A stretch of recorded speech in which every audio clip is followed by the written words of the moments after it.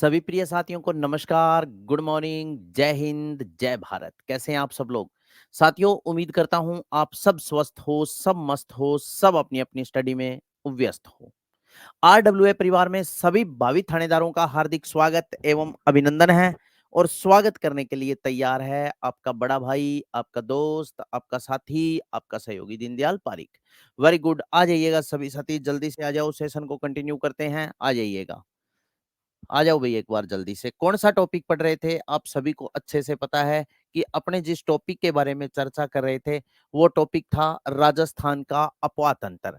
यानी राजस्थान के अपवाह तंत्र में अपने राजस्थान की नदियों का अध्ययन कर रहे थे और नदियों में भी बंगाल की खाड़ी प्रवाह क्रम की नदियों के बारे में चर्चा कर रहे थे। हाँ या ना? तो साथियों, बंगाल की खाड़ी प्रवाह क्रम के बारे में चर्चा करते हुए सर्वप्रथम मैंने चंबल नदी पढ़ाना शुरू किया था और चंबल नदी की बहुत सी विशेषता बताई थी। कल के सेशन में मैंने आपको यह भी बताया था कि राजस्थान का कितना प्रतिशत क्षेत्र बंगाल की खाड़ी प्रवाह क्रम के अंतर्गत आता है। अगर आपसे पेपर में पूछ ले तो कितना प्रतिशत क्षेत्र 22.4% क्षेत्र कौन से प्रवाह क्रम के अंतर्गत आता है? बंगाल की खाड़ी प्रवाह क्रम के अंतर्गत आता है। तो कल जो नदी आपने पढ़ी थी उस नदी को ही मैं कंटिन्यू कर रहा हूं क्योंकि कल वाली चंबल नदी बड़ी थी, आधी हुई थी अपनी, है ना? तो आधी उसकी बातें शेष रह गई थी, जो शेष रह गई थी उन बातों को आज पढ़ेंगे, लेकिन कल वाली बातें बताना बहुत जरूरी है। अगर मैं कल वाली बातें नहीं बता पाया तो फिर आज अपने बताओ आप एंडिंग तक कैसे पहुंचोगे? Tannu Chaudhary Jai Hind, Shivraj Prajapati good morning, Dinesh Punia good morning, Jaswant Gurjar Ram Ram, Deepika Kumari good afternoon, Tinnu Chaudhary 22.4 very good, very good, Jaswant Gurjar 22.4 very good. आ जाओ तो ये देखो सुनो, ये नदी अपने पढ़ रहे थे चंबल है नदी। चंबल नदी का सर्वप्रथम अपने बात की थी चंबल नदी का उद्गम। देखो चंबल नदी के उपनाम क्या क्या है? इसे चरणोती, राजस्थान की कामधेनु, नित्यवाणी, सदावाहिनी, मालव गंगा, हाड़ौती की भाग्य रेखा, ठीक है, राजस्थान की कामधेनु, सदानीरा और बारहमासी नदी के नाम से जाना जाता है। नोट अगर आपसे पूछ ले हाड़ौती की गंगा तो चंद्रभागा नदी को कहा जाता है और इसका उद्गम होता है जाना पाव की पहाड़ी, महू इंदौर मध्य प्रदेश से। चंबल नदी की कुल लंबाई 1051 किलोमीटर है, राजस्थान में लंबाई 322 किलोमीटर है। हिंदी ग्रंथ अकादमी के अनुसार पूछे तो 966 किलोमीटर और राजस्थान में 135 किलोमीटर है। फिर मैंने आपको यह बात बताई थी कि चंबल नदी भारत के 3 राज्यों में बहती है, मध्य प्रदेश, राजस्थान और उत्तर प्रदेश, और विलुप्त यमुना नदी के माध्यम से बंगाल की खाड़ी में। इसके बाद में देखो, अगर ऐसा लंबाई को लेकर के प्रश्न आ जाए तो आपको किस प्रकार पिक करना है। इसके बाद में चंबल नदी पर मैंने आपको बताया था कि देखो मध्य प्रदेश में गांधी सागर बांध बना है, ये बना है मध्य प्रदेश के मंदसौर जिले में। 84 गढ़ के निकट स्थित चित्तौड़गढ़ से ये राजस्थान में प्रवेश करती है। चित्तौड़गढ़ में चूलिया जलप्रपात और राणा प्रताप सागर बांध इसी पर बना है। कोट्टा में ये नदी सर्वाधिक कंदराएं बनाती है, जबकि नाली नुमा अपर्दन भी सबसे ज्यादा कौन से जिले में है? कोटा जिले में। हैंगिंग ब्रिज इस पर बना है कोटा में, जिसका उद्घाटन 2017 में प्रधानमंत्री नरेंद्र दामोदर दास जी मोदी ने किया था। जवाहर सागर बांध बना है बोराबास कोटा में और कोटा बैराज भी इस पर स्थित है कोटा में। इसके बाद में बूंदी में कोई कलाकारी नहीं करनी, ये बहती बूंदी में है, लेकिन सवाई माधोपुर का रामेश्वरम धाम नामक स्थान इसी नदी के किनारे स्थित है, जहां पर साथियों चंबल में बनास और सीप नदियां मिलकर त्रिवेणी संगम बनाती है। फिर मैंने आपको यह भी बताया था कि यह रामेश्वरम धाम नामक स्थान महर्षि परशुराम जी की तपोस्थली के रूप में पूजा जाता है। बताओ हाँ या ना? फिर इसके बाद में देखो सुनो, मैंने आपको बताया था कि डांग या उत्खात स्थलाकृति कहां बनाती है ये नदी? करौली में। और करौली को डांग की रानी, धौलपुर को डांग का राजा कहा जाता है। और बीहड़ भूमि का निर्माण करती है कहां पर? धौलपुर में। फिर मैंने आपको बताया था कि यमुना नदी में मिलती है इटावा जिले के मुरादगंज नामक स्थान से। ये बातें अपने सारी लिख ली थी। 6 जिलों में मुरादगंज नामक स्थान से यमुना नदी में मिल जाती है। इस पर चित्तौड़गढ़ में चूलिया जलप्रपात व कोट्टा में हैगिंग ब्रिज, झूलता हुआ पुल बना है। इसका उद्घाटन 2017 में प्रधानमंत्री मोदी जी ने किया था। चंबल नदी कोट्टा में सर्वाधिक कंदराई बनाती है। ठीक है, नेक्स्ट आप याद रखना, सवाई माधोपुर के रामेश्वरम धाम नामक स्थान पर बनास और सीप नदियां मिलकर त्रिवेणी संगम बनाती है चंबल में। रामेश्वरम धाम में महर्षि परशुराम जी महादेव की तपोस्थली मानी जाती है। करौली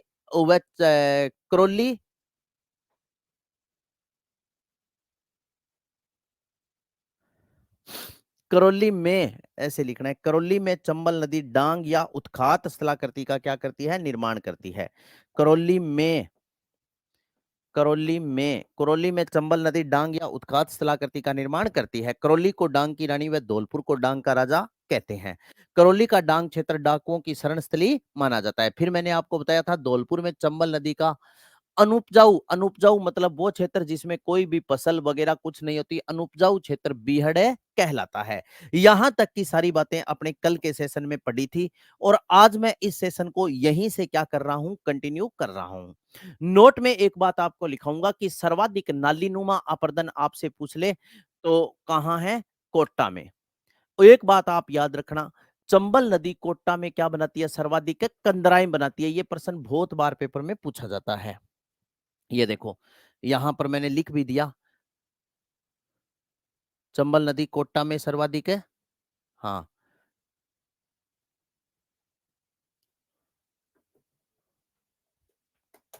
कहां लिखा है,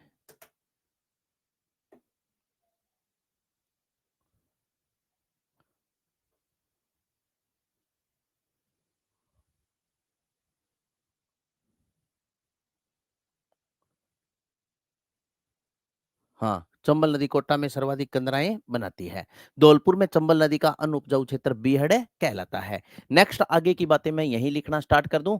इसके बाद में देखो सुनो, आपने क्या याद रखना है, इंपॉर्टेंट इंपॉर्टेंट बातें बता रहा हूं, ठीक है। हाँ साथियों याद रखना, चंबल क्षेत्र में चंबल क्षेत्र में चंबल क्षेत्र में चंबल क्षेत्र में सेम की समस्या के निदान हेतु, सेम की समस्या के निदान हेतु, सेम की समस्या के निदान हेतु, सेम तो जानते हो ना, जल स्तर बढ़ने के कारण जमीन का पानी ऊपर आ जाता है और वो पानी कैसा होता है, लवणीय होता है, उसे क्या कहते हैं, सेम कहते हैं। तो चंबल क्षेत्र में सेम की समस्या के निदान हेतु कौन सी, चंबल क्षेत्र में सेम की समस्या के निदान हेतु राजाड़ परियोजना, राजाड़ परियोजना, परियोजना चंबल क्षेत्र में सेम की समस्या के निदान हेतु राजाड़ परियोजना शुरू की गई है,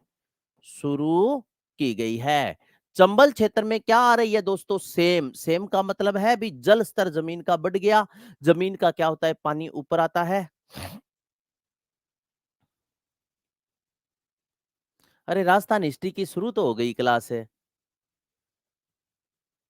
राम कुमार सर करवा रहे हैं ना राजस्थान हिस्ट्री, आप देखते ही नहीं हो कौन सी क्लास चल रही है कौन सी नहीं है ना। तो ये देखो चंबल क्षेत्र में सेम की समस्या के निदान हेतु राजाड़ परियोजना शुरू की गई है।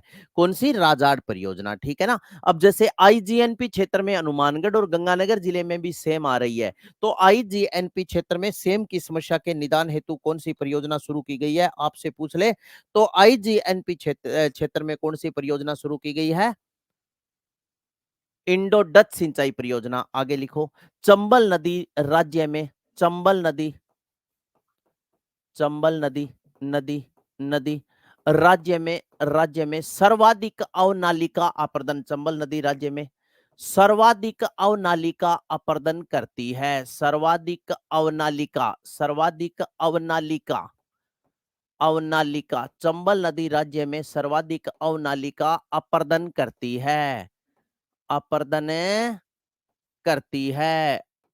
अवनालिका अपर्दन का मतलब जानते हो क्या होता है, अवनालिका अपर्दन का मतलब क्या होता है कि चंबल नदी सबसे ज्यादा, अवनालिका अपर्दन का मतलब है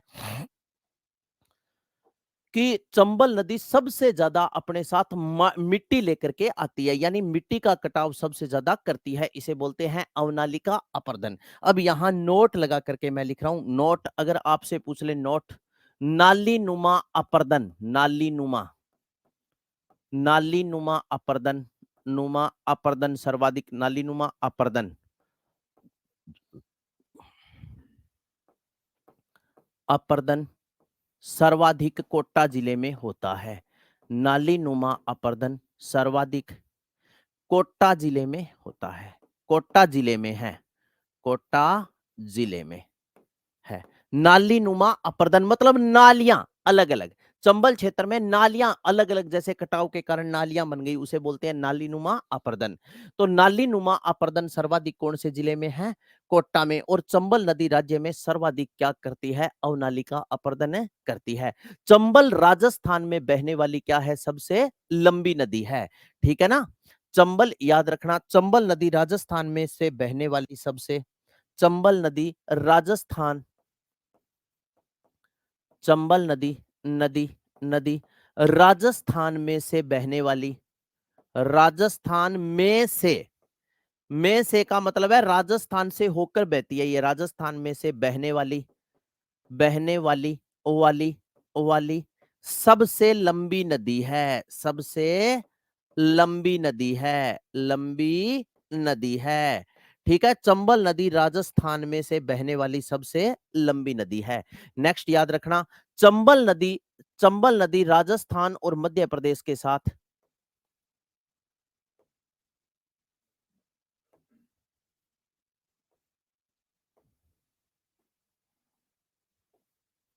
चंबल नदी, चंबल नदी, नदी, नदी, नदी राजस्थान व मध्य प्रदेश के बीच, राजस्थान व, राजस्थान व, मध्य प्रदेश के बीच, मध्य प्रदेश के बीच, प्रदेश के बीच, चंबल नदी राजस्थान व मध्य प्रदेश के बीच, बीच, बीच सबसे लंबी, सबसे लंबी नदी जल सीमा रेखा का, सबसे लंबी, लंबी नदी जल सीमा रेखा का, नदी जल, सबसे लंबी नदी जल सीमा,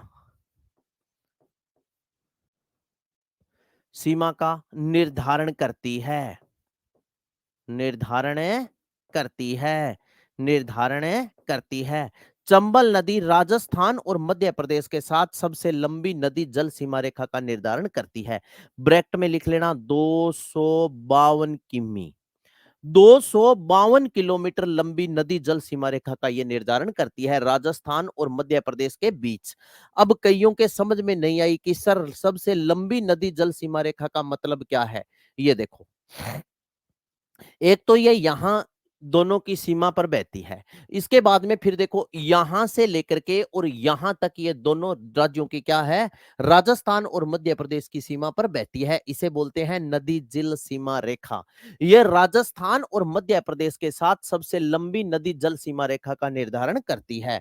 अगर आपसे पूछ ले कितने किलोमीटर लंबी नदी जल सीमा रेखा का निर्धारण करती है, चंबल नदी राजस्थान और मध्य प्रदेश के साथ 252 किलोमीटर लंबी नदी जल सीमा रेखा का निर्धारण करती है, और ये क्या है, सबसे लंबी नदी जल सीमा रेखा है। इसके बाद में नेक्स्ट देखो, सुनो, सेम की समस्या हो गई, सर्वाधिक अवनालिका अपर्दन करने वाली नदी हो गई। नेक्स्ट याद रखना, चंबल नदी को, चंबल नदी को, चंबल नदी को, नदी को नमामि गंगे, नमामि, नमामि गंगे, नमामि गंगे, गंगे प्रोजेक्ट के, प्रोजेक्ट, प्रोजेक्ट के, प्रोजेक्ट के तीसरे चरण में, तीसरे चरण में, चरण में शामिल की गई है, शामिल की गई है, की गई है। नमामि गंगे के तीसरे चरण में चंबल नदी को, नमामि गंगे इसका मतलब समझते हो ना, गंगा नदी में सफाई। नमामि गंगे प्रोजेक्ट के तीसरे चरण में चंबल नदी को क्या किया गया है, शामिल किया गया है। नेक्स्ट याद रखना, इस नदी में सर्वाधिक, लिखो इस नदी में, इस नदी में, नदी में, नदी में सर्वाधिक स्तनपायी जीव, इस नदी में सर्वाधिक, सर्वाधिक स्तनपायी जीव, स्तनपायी जीव, स्तनपायी जीव, जीव, जीव गांगियन, गांग्य, गांग्य सूस, गांग्य सूस, गांग्य सूस देखे जाते हैं, देखे जाते हैं। इस नदी में सर्वाधिक स्तनपायी जीव गांगियन सूस देखे जाते हैं। साथियों याद रखना, नोट में लिख रहा हूं, नोट नोट याद रखना, गांग्य गांग्य सूस सूस नेत्रहीन जीव है, नेत्रहीन जीव है। गांगियन सूस क्या है दोस्तों? एक नेत्रहीन जीव है, इसके आंख नहीं होती। गांगियन सूस, इन्हें इसे गंगा डॉल्फिन भी कहते हैं, इसे गंगा डॉल्फिन, गंगा डॉल्फिन, इसे गंगा डॉल्फिन भी कहते हैं। ठीक है। चंबल नदी में नेत्रहीन जीव गांगियन सूस, जिसे गंगा डॉल्फिन के नाम से जाना जाता है, वो देखे जाते हैं। ये स्तनपायी जीव का मतलब तो आप जानते ही हो, बताओ हाँ या ना? स्तनपायी जीव का मतलब जानते हो ना? स्तनधारी जीव।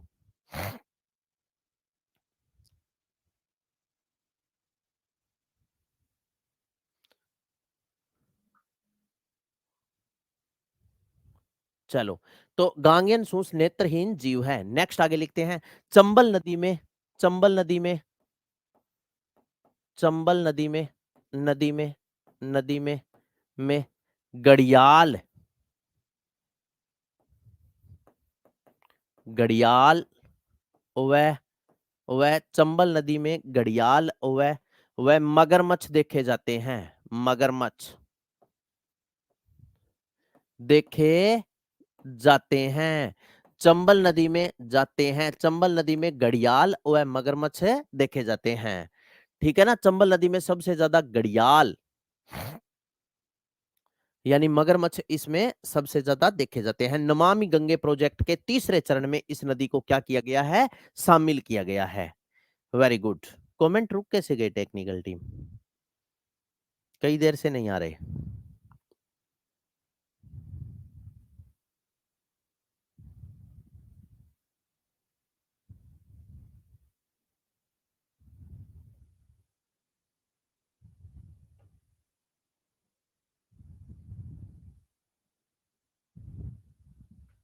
Very good. स्टरडे को क्लास है, इस स्टरडे को तो नहीं होगी, लेकिन आगे से स्टरडे को क्लास अपने कंटिन्यू करेंगे। ठीक है ना? हाँ, तो आगे देखो, चंबल नदी में घड़ियाल व मगरमच्छ है देखे जाते हैं। नेक्स्ट इसके बाद में आगे और बता रहा हूँ। लिखो, चंबल नदी, चंबल नदी, नदी नदी वृक्षाकार रूप में, वृक्षाकार, चंबल नदी वृक्षाकार, वृक्षाकार सॉरी,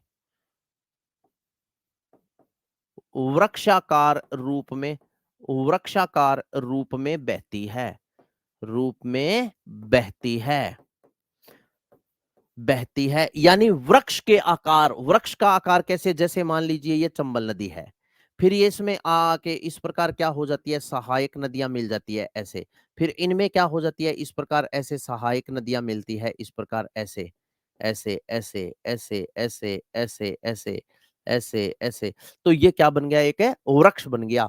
इसलिए बोलते हैं कि चंबल नदी वृक्षाकार रूप में बहने वाली नदी है।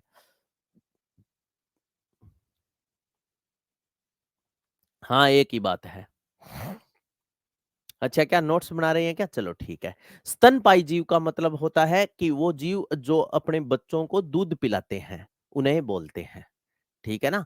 जैसे जंगल में रहने वाले हाथी, हथिनी स्तनपायी जीव है, बताओ हाँ या ना? इसी प्रकार स्थल पर देखो बहुत से स्तनपायी जीव है जो अपने बच्चों को दूध पिलाते हैं, उन्हें बोलते हैं। तो यह नदी वृक्षाकार रूप में बहती है। किस रूप में बहती है? वृक्षाकार रूप में बहती है। नेक्स्ट याद रखना, चंबल नदी सर्वाधिक गहरे गार्ज बनाती है। चंबल नदी, नदी सर्वाधिक, सर्वाधिक गहरे गार्ज बनाती है, गहरे गार्ज, गार्ज बनाती है। ठीक है ना? बनाती है। चंबल नदी क्या करती है दोस्तों? सर्वाधिक गहरे गार्ज बनाती है।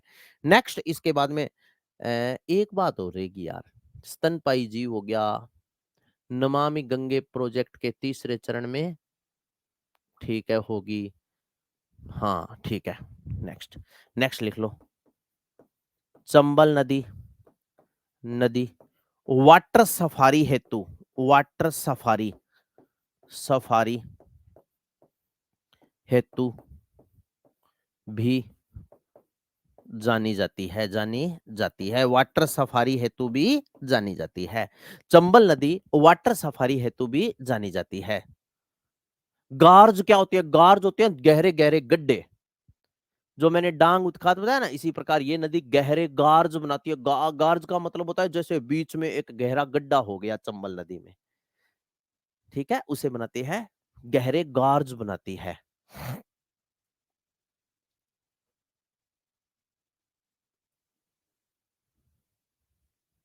हाँ, आगे चलते हैं। नेक्स्ट इसके बाद में लिखो चंबल नदी पर स्थित बांध। नेक्स्ट लिखो चंबल नदी पर बांध, चंबल नदी पर बांध व बैराज, चंबल नदी पर, नदी पर बांध व बैराज, बांध व बैराज, चंबल नदी पर बांध व बैराज। चंबल नदी पर एक तो लिख लो आप गांधी सागर बांध, गांधी सागर बांध, गांधी सागर बांध। और ये गांधी सागर बांध कहाँ है? आपका उत्तर हो जाएगा मंदसौर। और ये मंदसौर कहाँ पड़ता है? एमपी में। गांधी सागर बांध कहाँ है? मंदसौर मध्य प्रदेश में। याद रखना 1959 में बन करके ये क्या हो गया था? तैयार हो गया था। लेकिन सन आपकी इच्छा हो तो यहां लिख लेना, अदरवाइज मत लिखना चाहिए, ठीक है ना? क्योंकि सन अपने कहां पर लिखेंगे? जहां ये करेंगे सिंचाई परियोजना।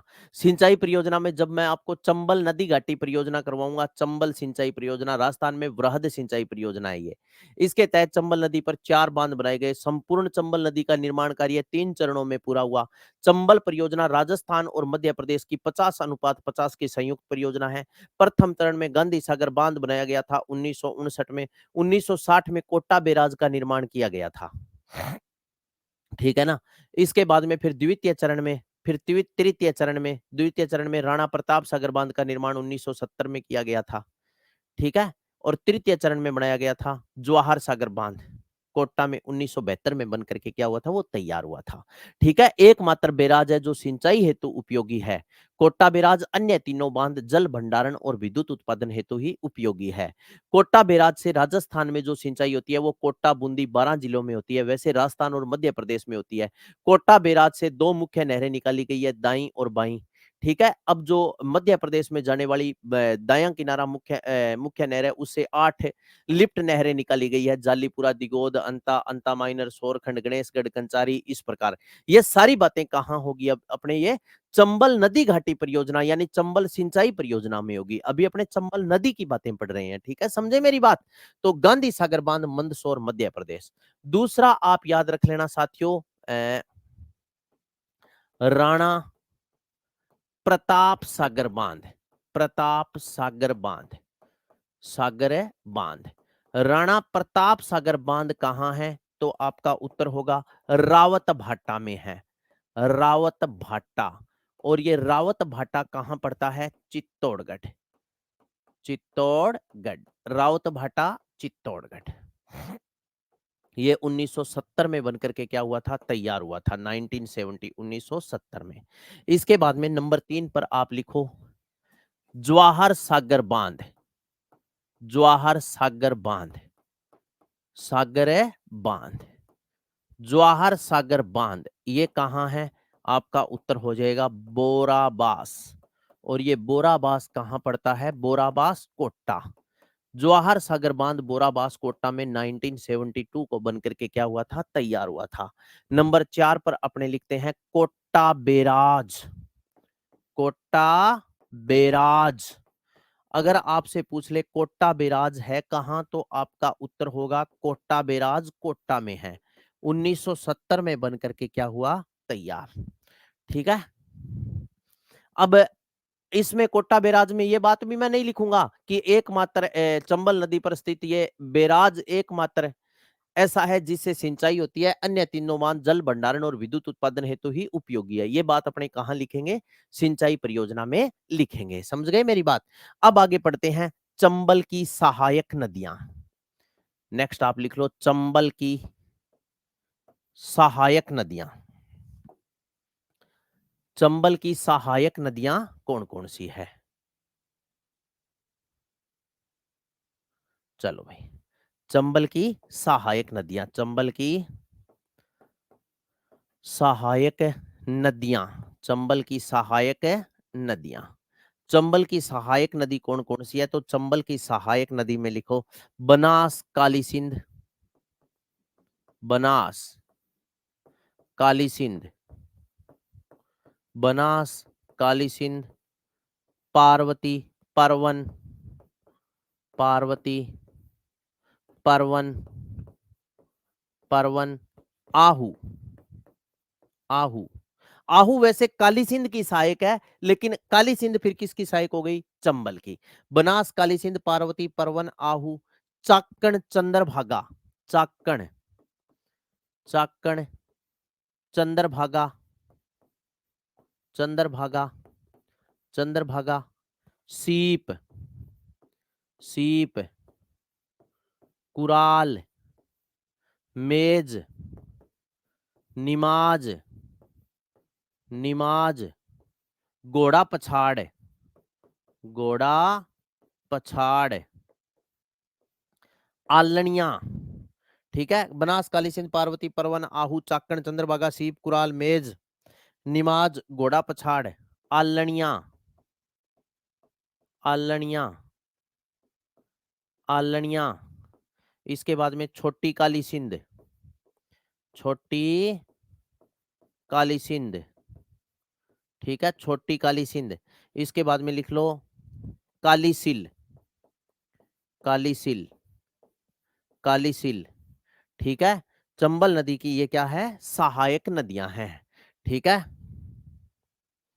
कौन कौन सी है? बनास, काली सिंध, पार्वती, परवन, आहू, चाकण, चंद्रभागा, सीप, कुराल, मेज, निमाज, घोड़ा पछाड़, आलनिया।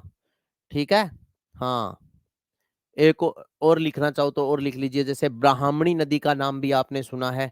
काली सिंध के बाद में लिख लो ब्राह्मणी, ब्राह्मणी।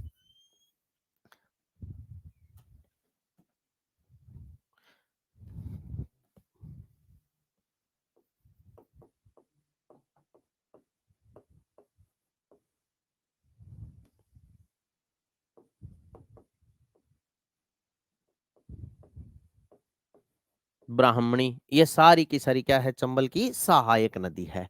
कोई दिक्कत नहीं है, ये चंबल की सहायक नदी है। नेक्स्ट आगे लिखते हैं, चंबल में, नेक्स्ट आगे लिखो चंबल में, चंबल में मध्य प्रदेश में मिलने वाली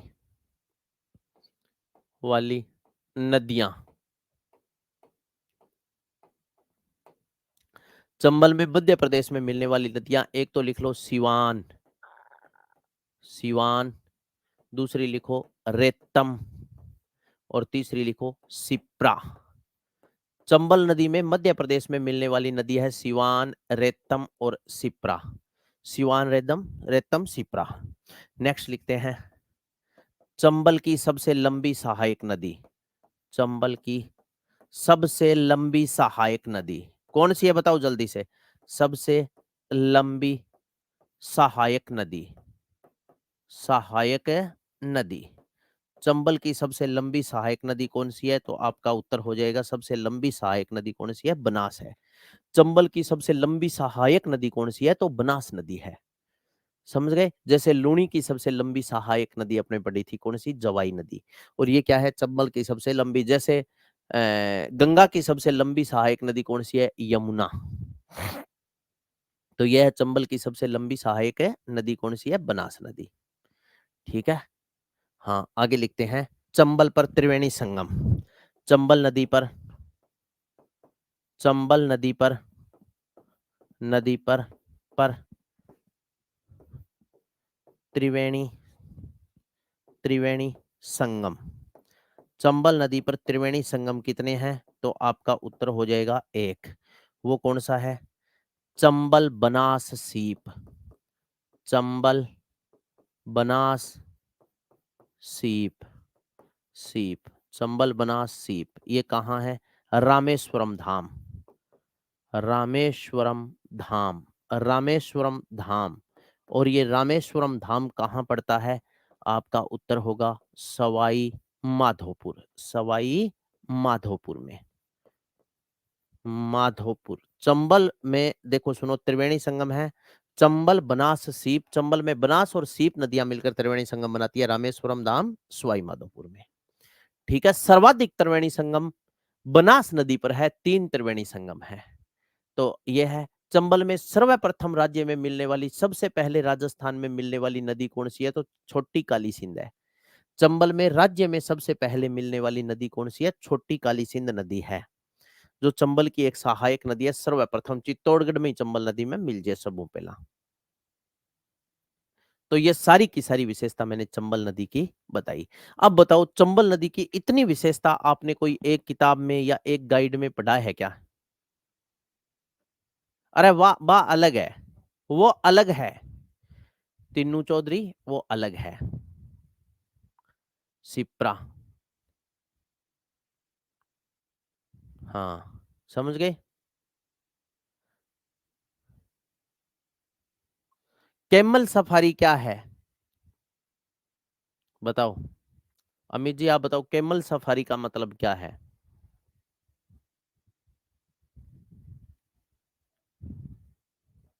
चलो ये है। इसके बाद में अब अपने पढ़ते हैं साथियों बनास नदी। कौन सी नदी पढ़ते हैं? बनास नदी। नेक्स्ट हेडिंग डाल रहा हूं, बनास नदी। बनास नदी। दोस्तों सर्वप्रथम मैंने नाम लिख दिया बनास नदी का। सर्वप्रथम आपको पता होना चाहिए कि ये जो बनास नदी है, इसके उपनाम क्या क्या है।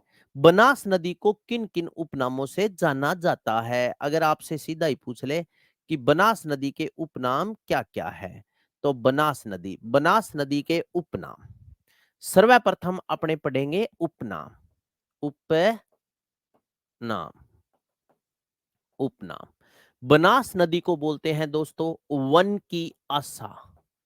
क्या बोलते हैं? वन की आशा। इसे बोलते हैं दोस्तों वर्णायाशा।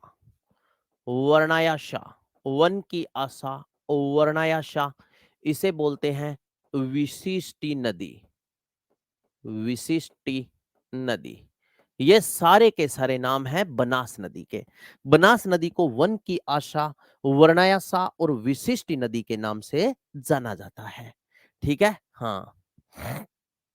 चलो इसके बाद में वन की आशा, वर्णायासा, विशिष्टि नदी। अब पढ़ते हैं अपने उद्गम। बनास नदी का उद्गम कहां से होता है? अगर आपसे पूछ ले तो वैरो की मठ। वैरो की मठ। वैरो की मठ। मठ। वैरो की मठ। खमनोर की पहाड़ी। वैरो की मठ, खमनोर पहाड़ी, कुंभलगढ़, राजसमंद। वैरो की मठ, खमनोर पहाड़ी, खमनोर पहाड़ी, कुंभलगढ़, राजसमंद। कुंभलगढ़, खमनोर पहाड़ी, कुंभलगढ़, राजसमंद। बनास नदी का उद्गम होता है दोस्तों खमनोर की, वैरो की मठ, खमनोर पहाड़ी, कुंभलगढ़, राजसमंद। यहां से बनास नदी का क्या होता है? उद्गम होता है। ठीक है ना। चलो, खमनोर की पहाड़ी, कुंभलगढ़, राजसमंद से इसका क्या होता है? उद्गम होता है। नेक्स्ट इसके बाद में अपने पढ़ेंगे विलुप्त। भी बनास नदी विलुप्त कहां होती है? विलुप्त, विलुप्त आप याद रखना रामेश्वरम धाम।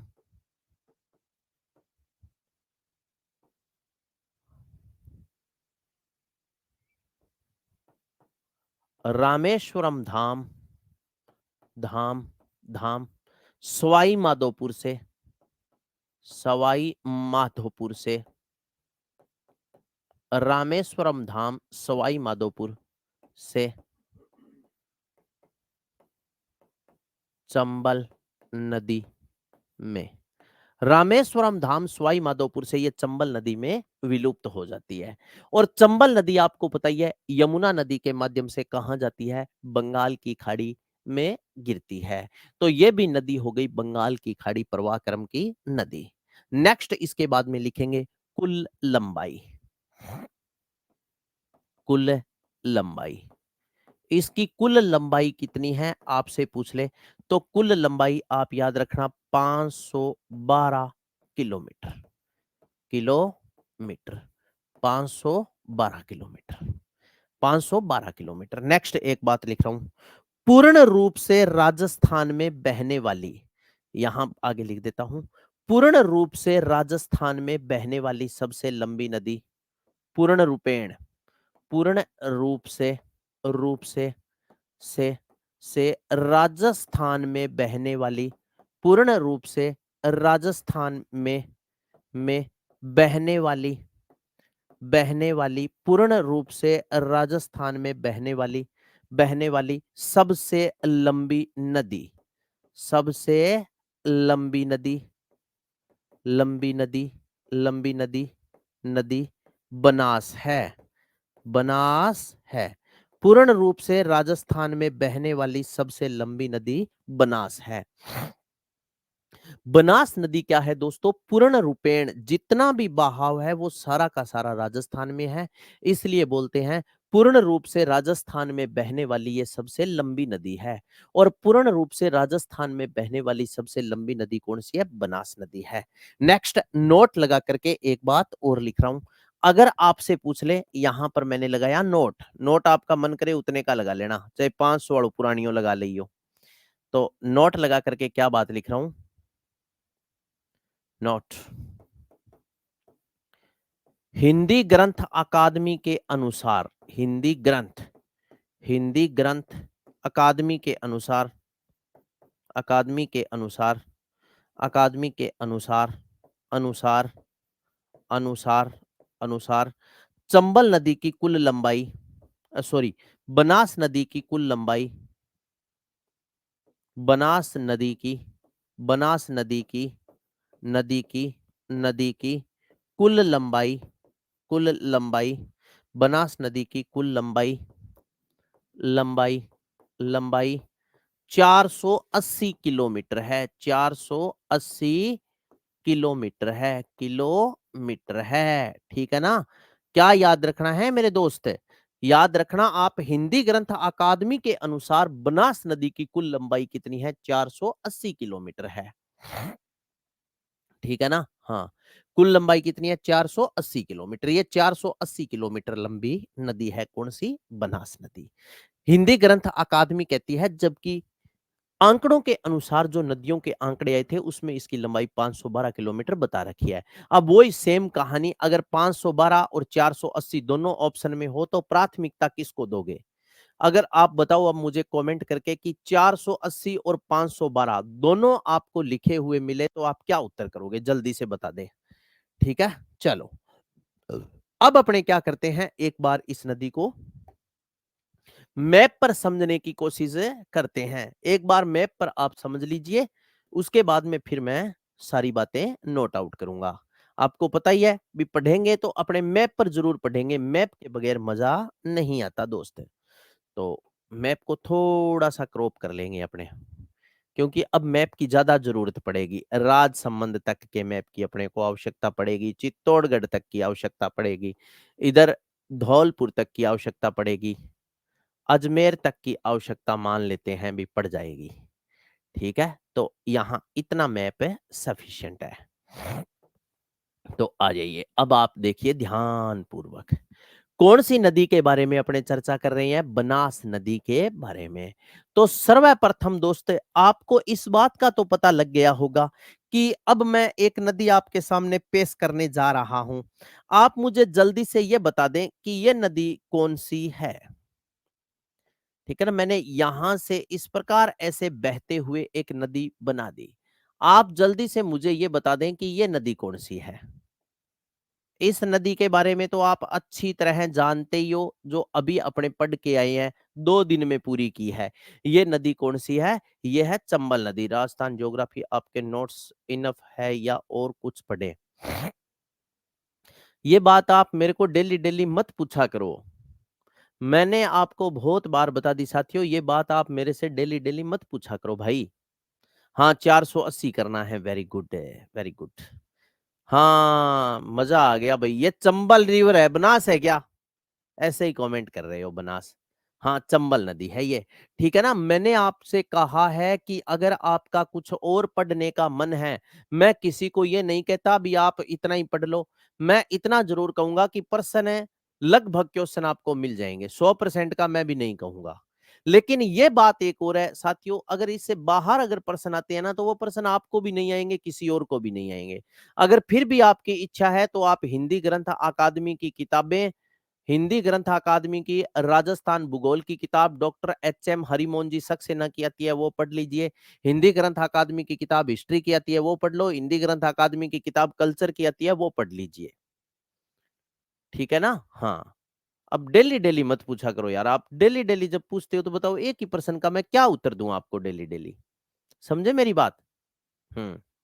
मैं जिस दिन मैंने पढ़ाना शुरू किया था, उस दिन से मैं ये बात बता रहा हूं। अब चलिएगा, अब अपने बात करते हैं बनास नदी के बारे में। तो साथियों, ये है राजसमंद जिला। ये कौन सा जिला है? राजसमंद जिला। राजसमंद जिले में यहां से उद्गम होता है कौन सी नदी का? बनास नदी का। ठीक है, ये है साथियों वैरो की मठ। क्या है? वैरो की मठ। वैरो की मठ। वैरो की मठ। मठ। खमनोर पहाड़ी। खमनोर पहाड़ी। खमनोर पहाड़ी, कुंभलगढ़, राजसमंद। वैरो की मठ, खमनोर पहाड़ी, कुंभलगढ़, राजसमंद से कौन सी नदी निकलती है? बनास नदी। अब राजसमंद से निकलने के बाद में बनास नदी आ जाती है चित्तौड़गढ़ जिले में। कौन से जिले में? चित्तौड़गढ़। चित्तौड़गढ़ के बाद में ये आ गई भीलवाड़ा। भीलवाड़ा के बाद में ये आ गई अजमेर। अजमेर के बाद में ये आ गई टोंक। और टोंक के बाद में ये आ गई सवाई माधोपुर में। ठीक है, अब टोंक में देखो मैंने कैसे बना दी। इसका मतलब है भी टोंक में बनास नदी का आकार इज सर्पाकार। टोंक जिले में बनास नदी का आकार कैसा है? सर्पाकार। सर्पाकार का मतलब है सांप की तरियाइयां। सांप थरो देखे नहीं, सांप तरियाइयां बांकी टेढ़ी है। तो ये देखो सुनो, ये नदी है कौन सी? अब कुछ साथियों के पास में एक और भी प्रमाण होगा कि ये जो बनास नदी है, ये राजस्थान के चित्तौड़गढ़ जिले में बहती है। लेकिन दोस्तों, ये बात सरासर सॉरी उदयपुर जिले में बहती है, लेकिन ये बात तो सरासर गलत है। बनास नदी उदयपुर जिले में नहीं बहती है। ठीक है ना? ये ऑथेंटिक मुझे तो आज तक मिला नहीं। अगर आपको मिले तो आप मुझे प्रेषित करने का कष्ट जरूर कीजिएगा। ठीक है? अपना अपना बड़ा भाई समझकर या छोटा भाई समझकर मुझे भेज दीजिए। ये है कौन सी नदी? बनास नदी। अब आप देखो, बनास नदी राजसमंद, चित्तौड़गढ़, भीलवाड़ा, अजमेर, टोंक और सवाई माधोपुर जिलों में बहते हुए रामेश्वरम धाम नामक स्थान से बनास नदी में मिल जाती है। अब पहले ये नदी यहाँ इसे अलग होकर के शाहपुरा जिला बन गया था भीलवाड़ा से। इसे अलग होकर के कैकड़ी जिला बन गया था। यहाँ पर भी ये बहती थी, लेकिन अब यहाँ ये जिले समाप्त हो गए, तो इन जिलों में ये नदी नहीं बहती है। कौन सी नदी नहीं बहती है? बनास नदी नहीं बहती है। तो ये राजसमंद है, चित्तौड़गढ़ है, भीलवाड़ा है, टोंक है, सवाई माधोपुर जिलों में बहती है। ठीक है, अपने इसकी लंबाई वगैरह के बारे में चर्चा कर ली थी। अब अपने बात करेंगे कि बनास नदी पर क्या क्या स्थित है। बनास नदी पर पहली बात करेंगे राजसमंद में। तो साथियों, राजसमंद में अब मैं पॉइंट लगाते हुए सारी बातें लिख रहा हूं। राजसमंद में पहला पॉइंट लगा करके अपने लिखेंगे नंद समंद बांध। क्या लिखेंगे? नंद समंद बांध। नंद समंद बांध। नंद समंद बांध कहां है? राजसमंद में। राजसमंद में दूसरा पॉइंट लगा करके लिखेंगे बघेरी का नाका बांध। क्या लिखेंगे? बघेरी का। बगेरी का नाका बांध, बगेरी का नाका बांध, नाका बांध। पहला लिख देंगे नंद समंद बांध, दूसरा लिखेंगे बगेरी का नाका बांध, और तीसरा पॉइंट लगा करके एक इंपॉर्टेंट बात और लिख देंगे। तीसरा पॉइंट लगा करके अपने लिखेंगे गिलूंड सभ्यता। कौन सी? गिलूंड सभ्यता, गिलूंड सभ्यता, गिलूंड सभ्यता। पहला पॉइंट लगा करके लिखा नंद समंद बांध, दूसरा पॉइंट लगा के लिखा बगेरी का नाका बांध, और तीसरा पॉइंट लगा करके लिखा गिलूंड सभ्यता। इसके बाद में फिर आगे जो जिला आता है वो आ जाता है चित्तौड़गढ़ जिला। अब देखो चित्तौड़गढ़ जिले में भी इस नदी पर एक बांध है, और जो चित्तौड़गढ़ में बांध बना है वो यहां पर बना है, और इस बांध का नाम है मातृकुंडिया बांध। कौन सा बांध है ये? मातृकुंडिया बांध, मातृकुंडिया बांध,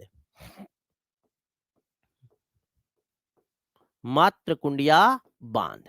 अगर मैं आपसे पूछूं कि ये मातृकुंडिया बांध कहां पर बना है तो आपका उत्तर क्या होगा?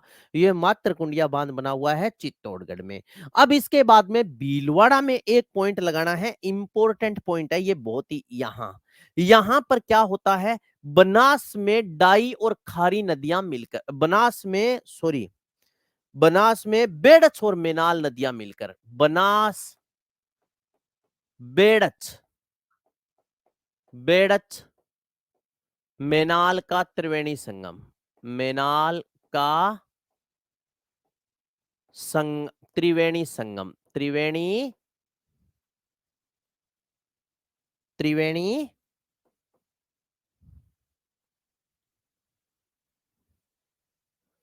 त्रिवेणी संगम। बनास में बेड़च और मेनाल नदियां मिलकर क्या बना देती है? त्रिवेणी संगम बना देती है। इसके बाद में फिर आ जाता है अजमेर जिला। अजमेर जिले में भी, अजमेर जिले में कोई कलाकारी नहीं करनी। इसके बाद में टोंक जिला आ जाता है। अब टोंक में फिर अपने क्या करते हैं? पॉइंट लगाते हैं। टोंक में दोस्तों पहला पॉइंट लगा करके लिखना है राजमहल। क्या लिखना है? राजमहल। इस राजमहल नामक स्थान पर बनास में दो नदियां आकर के मिल जाती है, बनास में डाई और खारी नदियां। अब इसको मैं इरेज कर दूंगा, ठीक है ना, क्योंकि ये मैंने आपको बना थी। तो यहां है बनास डाई खारी, बनास डाई खारी, डाई और खारी। बनास में डाई और खारी नदियां मिलकर त्रिवेणी संगम बनाती है। राजमहल नामक स्थान पड़ता है टोंक में। इसके बाद में फिर यहां बीच में अपने को एक पॉइंट और लगाना है, और यहां पर लगा करके लिखना है बिसलपुर बांध। कौन सा बांध है? बिसलपुर बांध। अगर मैं आपसे पूछ लूं कि बिसलपुर बांध कहां बना है तो बिसलपुर बांध टोंक में बना है, बनास नदी पर। ठीक है, हाँ, टोंक में बनास नदी पर बिसलपुर बांध बना हुआ है। इस बिसलपुर बांध की विशेषता है कि राजस्थान की सबसे बड़ी पेयजल परियोजना, राजस्थान की सबसे बड़ी पेयजल परियोजना बिसलपुर परियोजना का बिसलपुर बांध टोंक में बनास नदी पर बना है, जिससे दक्षिणी जयपुर को पेयजल आपूर्ति की जाती है। ठीक है ना। और राजस्थान का सबसे बड़ा मछली उत्पादन बांध आपसे पूछ ले तो कनौता बांध जयपुर में है, जबकि राजस्थान का सबसे बड़ा ग्रीन मछली उत्पादन बांध भी बिसलपुर बांध को माना जाता है, जो टोंक में बनास नदी पर है, बना हुआ है। तीसरा पॉइंट फिर अपने को टोंक में लगाना है, और तीसरा पॉइंट टोंक में लगा करके अपने को यहां लगा करके लिखना है देवधाम। क्या लिखना है? देवधाम, देवधाम जोधपुरिया, जोधपुरिया। देवधाम जोधपुरिया ये भी कहां पड़ता है? टोंक में। यहां पर बनास में बांडी और मानसी नदियां मिलकर त्रिवेणी संगम बनाती है। बनास बांडी मानसी, बनास बांडी मानसी। बनास में बांडी और मानसी नदियां मिलकर क्या बनाती है? त्रिवेणी संगम बनाती है। ठीक है, तो सबसे ज्यादा त्रिवेणी संगम बनास नदी पर है। कितने दोस्तों? 3 त्रिवेणी संगम है। इसके बाद में फिर आगे जिला आ जाता है सवाई माधोपुर, और सवाई माधोपुर में बनास नदी पर एक बांध बना है। जो बांध बना है वो यहां पर बना है, और इस बांध का नाम है इसरदा बांध। कौन सा बांध है? इसरदा बांध। इस सरदा बांध अगर आपसे पूछ ले कहां बना है, तो इस सरदा बांध बना हुआ है सवाई माधोपुर में बनास नदी पर। ठीक है, इस सरदा सिंचाई परियोजना भी राजस्थान के सवाई माधोपुर जिले से ही साथियों संबंधित है। बताओ ये कहानी आपके समझ में आई क्या? फिर यहां पर जो स्थान पड़ता है इसमें साथियों, यहां क्या होता है, बनास नदी, बनास नदी, नदी रामेश्वरम धाम से, रामेश्वरम, रामेश्वरम धाम से बनास नदी रामेश्वरम धाम से चंबल नदी में मिल जाती है। चंबल नदी में मिल जाती है, मिल जाती है। बनास नदी रामेश्वरम धाम नामक स्थान से कौन सी नदी में मिल जाती है? चंबल नदी में मिल जाती है। तो ये कहानी हो गई बनास नदी की पूरी। अब अगर ये पूरी की पूरी कहानी आपके समझ में आई, तो मैं इस कहानी को नोट आउट कर देता हूं। एक बार मुझे थम्स अप करके बता दीजिए कि सर हमारे ये पूरी बातें क्लियर हो गई। अब आप ये बातें नोट आउट कर दीजिए, यानी लिख दीजिए। ठीक है, तो अभी मैंने आपको चंबल नदी और उसकी सहायक नदियां और त्रिवेणी संगम के बारे में बताया है। ये बात मैं लिखूंगा, उसके बाद में चंबल में बनास में बेड़च और मेनाल नदियां कहां मिलती है, डाई खारी कहां मिलती है, ये अपने अलग मैप पर पढ़ेंगे, क्योंकि इस मैप पर फिर इतना कचरा भर जाएगा दोस्तों कि आप चाहते हुए भी जो चीज आपको समझनी चाहिए वो आप नहीं समझ सकते। समझ गए मेरी बात?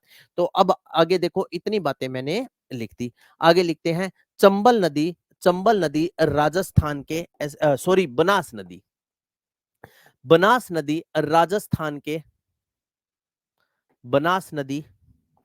नेक्स्ट आगे आप लिखना, ठीक है ना? क्या लिखोगे? लिखो बनास नदी,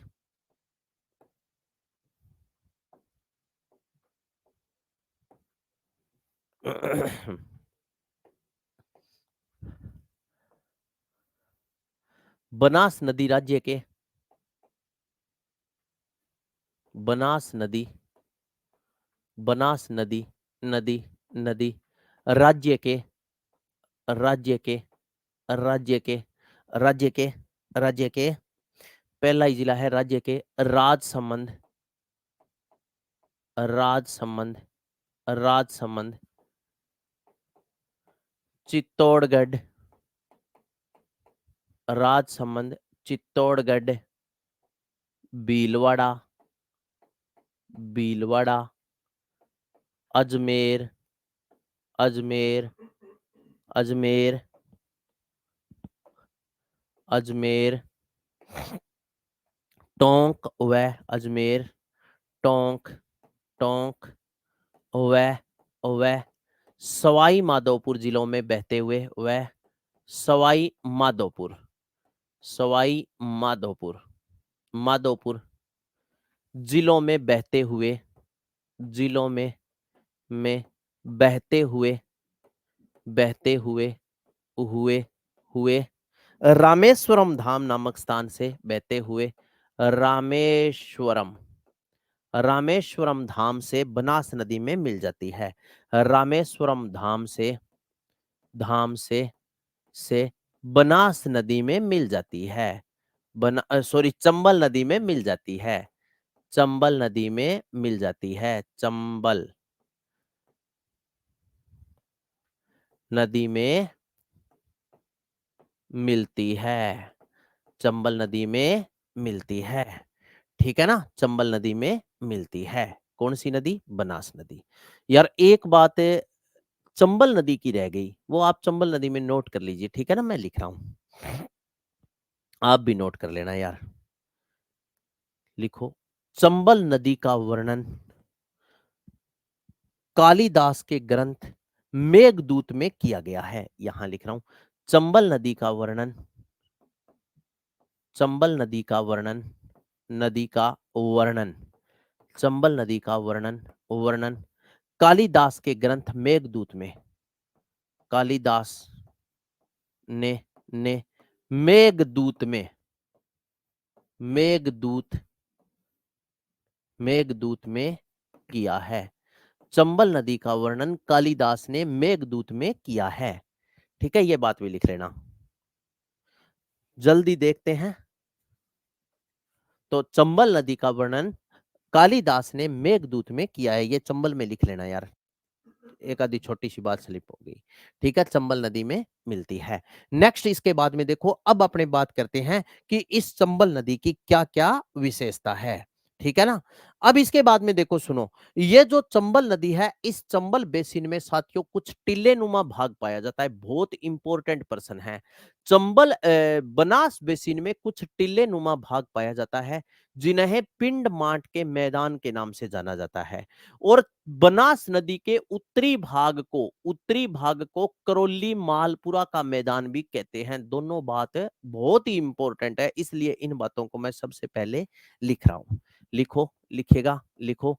बनास नदी, बनास बेसिन में, कौन से बेसिन में? बनास बेसिन में, बनास बेसिन में, बनास बेसिन में, बनास बेसिन में, बेसिन में टीले, बनास बेसिन में स्थित स्थित स्थित टीले नुमा भाग को, टीले नुमा भाग को, टीले नुमा नुमा भाग को, बनास बेसिन में स्थित टीले नुमा भाग को पिंड मांट का मैदान, पिंड मांट का मैदान कहते हैं। बनास बेसिन में स्थित टीले नुमा भाग को पिंड मांट का मैदान कहते हैं, मैदान कहते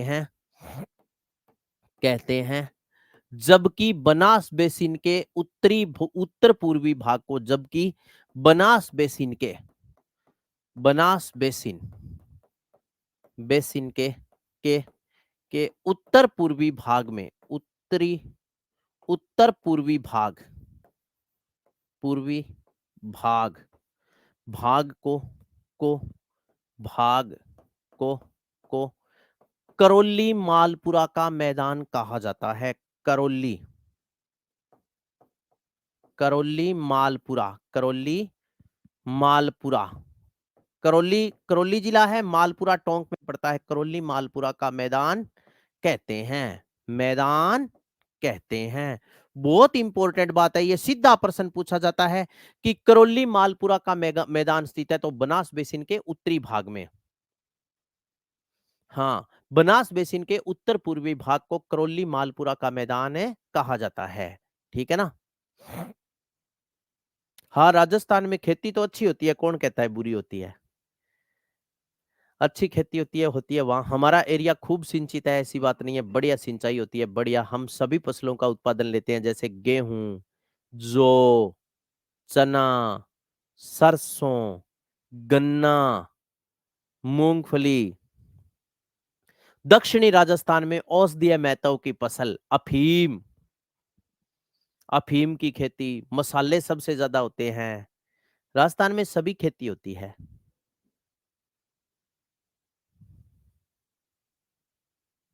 माना, माना कि राजस्थान की धरा में पानी किंचित है, लेकिन सूरवीरों के खून से आज भी वो धरा सिंचित है।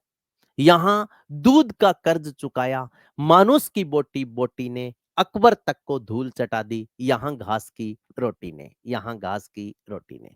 ठीक है साथियों, मिलते हैं ब्रेक के बाद, तब तक के लिए आप सभी को राम राम। इतनी बातें नोट करो, कल के सेशन को मैं यहीं से स्टार्ट करूंगा। Okay, all the best.